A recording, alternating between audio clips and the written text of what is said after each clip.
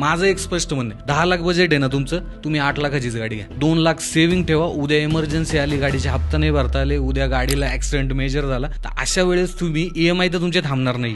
10 लाखाच्या हॅचबॅकच्या ऐवजी जी 12-13 लाखाची जी मी क्रॉसओव्हर घेतोय त्याच्यात तेवढे बेनिफिट मिळतात का? फक्त स्टेटस सिम्बॉल आणि लोकांना दाखवण्यासाठी मी SUV घेणं चुकीचं आहे. तो फायनान्शियल तुम्ही आहे ना स्वतःला अडकवताय त्या जाळ्यामध्ये. जवळपास 20 ते 30% गाड्या ज्या आहेत त्या फायनान्सने ओढलेल्या असतात, म्हणजे बँकेने ओढून आणलेल्या गाड्या. स्पष्ट शब्दात सांगायचं तर अवकातीच्या बाहेरची गाडी घेतली आणि पुढे EMI थकले म्हणून बँकेने उचललेल्या गाड्या. 20 ते 30% गाड्या त्या यूज कार इंडस्ट्रीमध्ये आहेत आता, ज्या एक्सटेंडेड वॉरंटी घ्यायची का नाही. एक शोरूम किंमत जर 12-13 लाख रुपये असेल तर साधारणतः ऑन रोड प्राइस किती % वाढते. इन्शुरन्स नवीन गाडी घेताना शोरूम मध्ये घ्यायचा का नाही. बिझनेस कसा होतो सांग. किंवा मी डीलर आहे, विशाल माझ्याकडून गाडी घेतोय. विशाल म्हणणार तू माझ्याकडून गाडी घेत नाही, हा ठीक आहे, तुला अरे देणार नाही रे सर्व्हिस, उद्या काय झालं तर आम्ही जबाबदार नाही घेणार. घाबरवा, कन्फ्युज करा, पण कसाही बिझनेस करा. गाडी विकत घेणं ही एकच कॉस्ट आहे. बाकी कोणत्या कॉस्ट असोसिएटेड असतात कार सोबत जे आपण बघितल्या पाहिजेत. नेक्स्ट वन पाळायला टेंटेटिव्हली तुम्हाला मंथली लागतात 35,000 रुपये. म्हणजे 35 रुपये पर किलोमीटर कॉस्ट झाली.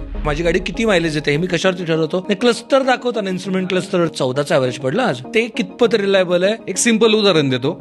फर्स्ट टाइम बायरसाठी न्यू कार की use car. Use car best राहते. मॅन्युअल की ऑटोमॅटिक. ऑटोमॅटिक. सिटीसाठी ऑटोमॅटिकच. हायब्रिड की EV. EV. सनरूफ युजफुल की गिमिक. गिमिक.